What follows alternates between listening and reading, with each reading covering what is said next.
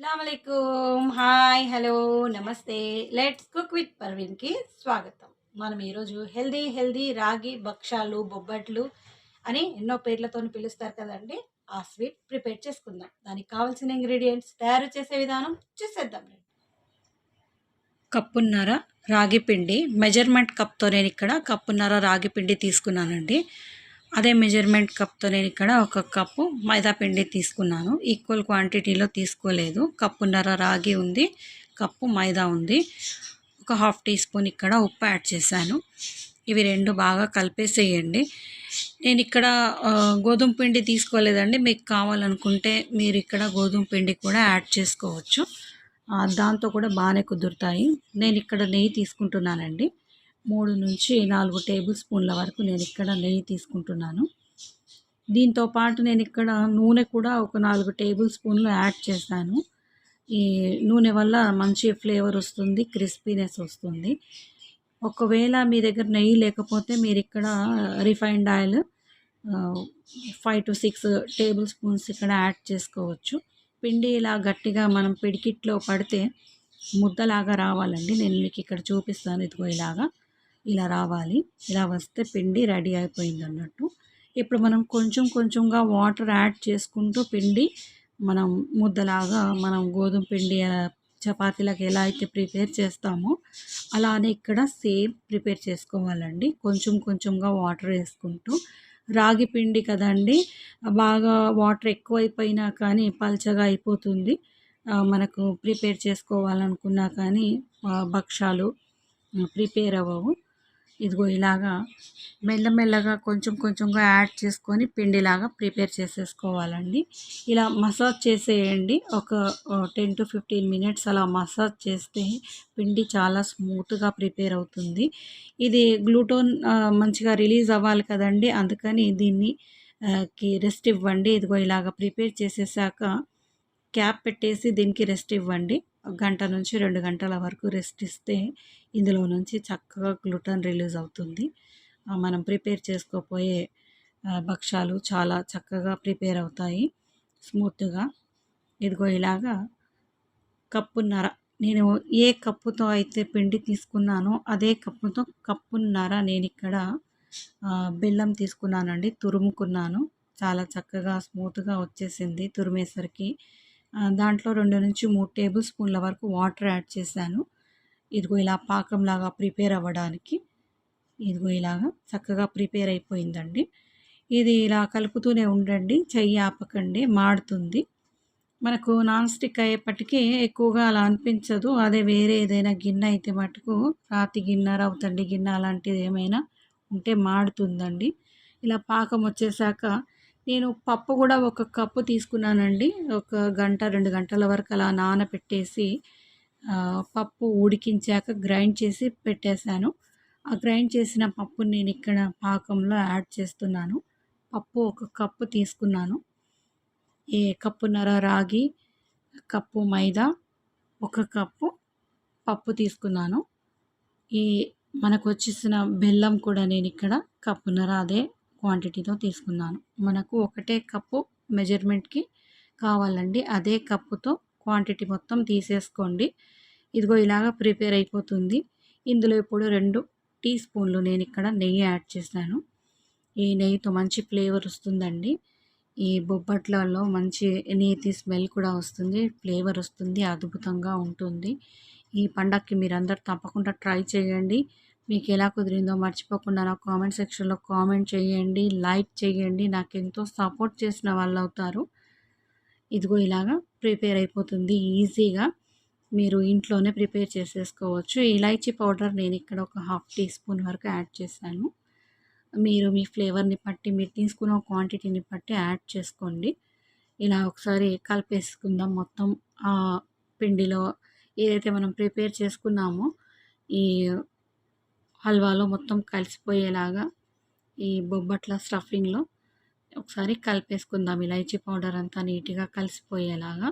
ఇలా కలుపుకున్నాక కాసేపు అలా చల్లారనివ్వండి. రూమ్ టెంపరేచర్‌కి వస్తే గట్టిగా అయిపోతుంది. అలా అయిపోయాక ఇదిగో ఇలాగా ఉండల్లాగా ప్రిపేర్ చేసుకోండి. మనం లడ్లు ఎలా ప్రిపేర్ చేస్తామో అలాగా ఆ సైజులో ప్రిపేర్ చేసేసుకోండి. పిండి కూడా సేమ్ అదే క్వాంటిటీలో తీసుకోండి. అన్నీ ఇలా ప్రిపేర్ చేసి పక్కన పెట్టుకొని, పిండి కూడా మీరు ఏ క్వాంటిటీలో అయితే మీరు పప్పు ముద్ద తీసుకుంటున్నారో, అదే క్వాంటిటీలో పిండి ముద్ద కూడా తీసుకోండి. అలా అయితే చాలా బాగా వస్తుంది. ఈక్వల్ క్వాంటిటీలో మీరు ఈ 2 తీసుకుంటే మీకు స్టఫ్ చేసినా కానీ, రోల్ చేసినా కానీ అది అద్భుతంగా కుదురుతుందండి. అసలు చాలా బాగా వస్తుంది కూడా.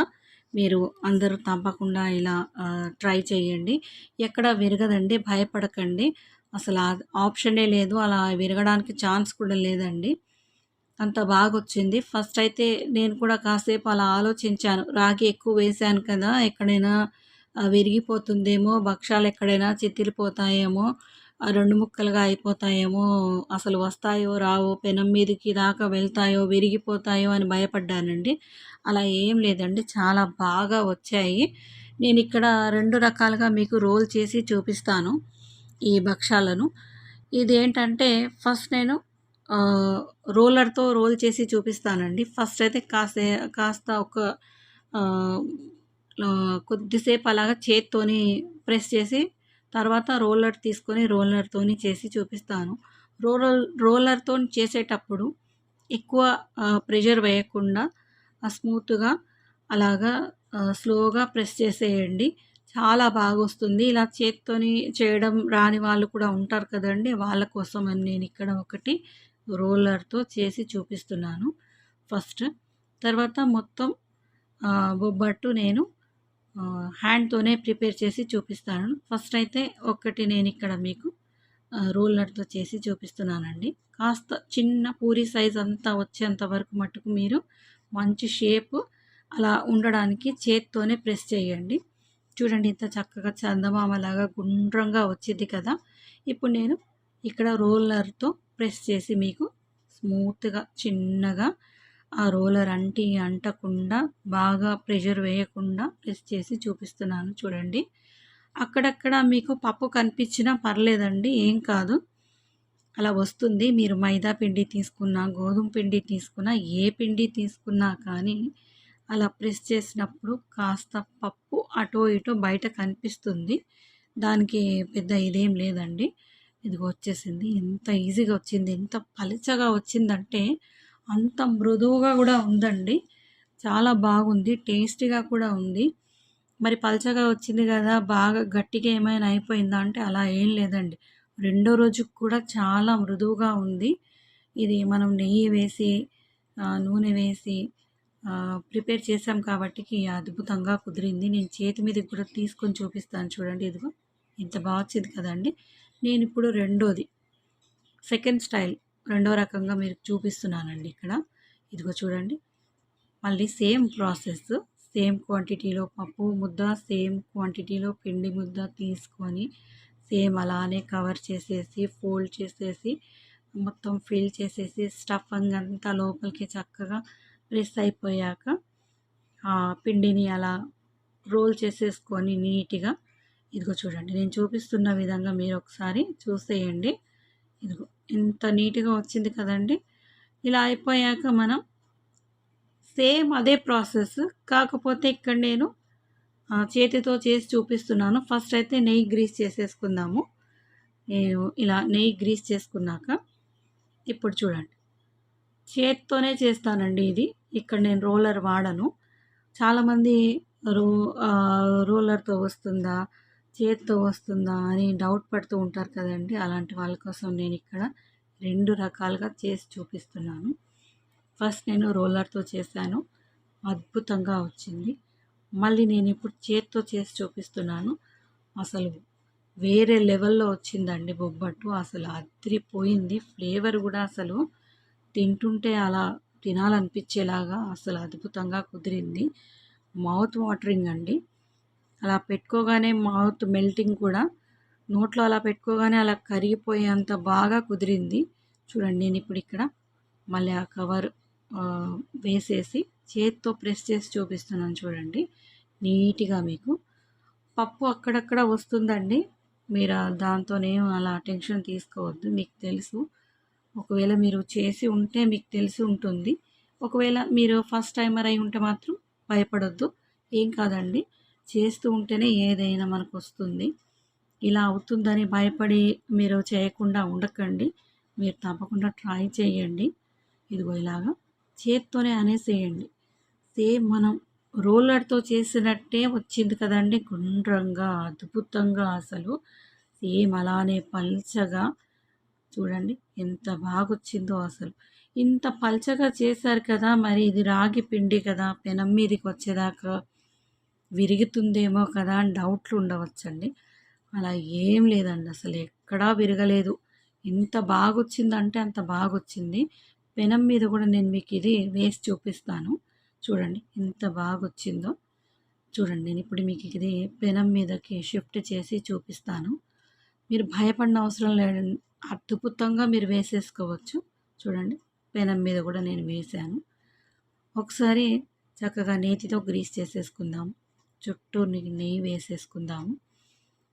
ఇది ఫ్లిప్ చేసేటప్పుడు ఒక్క నిమిషం అలా ఇది ఒక రెండో వైపు డ్రై అయ్యేంత వరకు ఉండనివ్వండి. వెంటనే వేసిన వెంటనే ఫ్లిప్ చేయకండి. మీద అలా చపాతీ మొత్తం మనం చేసుకున్న ఈ బొబ్బట్టు మొత్తం డ్రై అయిపోయాక అప్పుడు ఫ్లిప్ చేయండి. ఇది నేను గ్రీస్ చేసేది నెయ్యి కాబట్టికి స్ప్రెడ్ అవుతుందండి. కొంచెం కొంచెమే ఇక్కడ నేను నెయ్యి తీసుకున్నాను. చాలామంది బాగా వేసేసారు, నూనె బాగా వాడారు అని అలా కామెంట్‌లలో రాస్తారు. ఇది నెయ్యి కాబట్టికి స్ప్రెడ్ అయిపోయింది. ఒకవేళ మీకు నేను తక్కువ వేశాను అనిపిస్తే మీరు వేసుకునేటప్పుడు కాస్త ఎక్కువ వాడండి. మా ఇంట్లో అంతకంటే ఎక్కువగా ఆయిలీ ఎక్కువ తీసుకోరండి, తినరు. చపాతీ గానీ, ఏదైనా కానీ ఇంతే ఇలానే ఉండాలి అంటారు. అందుకని నేను ఇక్కడ కాస్త తక్కువ పెట్టాను. మీకు ఇంకా ఎక్కువ కావాలి చూడండి. ఎక్కడా ప్లేస్ లేకుండా ఇంత చక్కగా స్ప్రెడ్ అయిపోయిందో నెయ్యి. అంత బాగొచ్చిందండి. వాసన కూడా ఘుమఘుమ అసలు. అంత అద్భుతంగా కుదిరింది. రాగిదైనా కానీ అసలు మస్తు కుదిరిందండి. మీరందరూ తప్పకుండా ట్రై చేయండి. ఈ రెసిపీని మీ ఫ్రెండ్స్ అండ్ ఫ్యామిలీ మెంబర్స్‌తో షేర్ చేసుకోండి. ఫస్ట్ అయితే గట్టిగా ఒక లైక్ కొట్టండి, కామెంట్ రాయండి. నాకెంతో సపోర్ట్ చేసిన వాళ్ళవుతారు. ఈ ఫెస్టివల్‌కి మీరు ఈ రాగి బొబ్బట్టు తప్పకుండా ట్రై చేయండి. నేను చేసిన ఈ రాగి బొబ్బట్టు రెసిపీ కనుక మీకు నచ్చినట్టయితే like, share, comment, subscribe, hit the bell icon. కొత్త వారైతే మర్చిపోకుండా నా ఛానల్ సబ్స్క్రైబ్ చేయండి. బెల్ ఐకాన్ హిట్ చేయండి. నేను వీడియో అప్లోడ్ చేయగానే మీకు నోటిఫికేషన్ వచ్చేస్తుంది.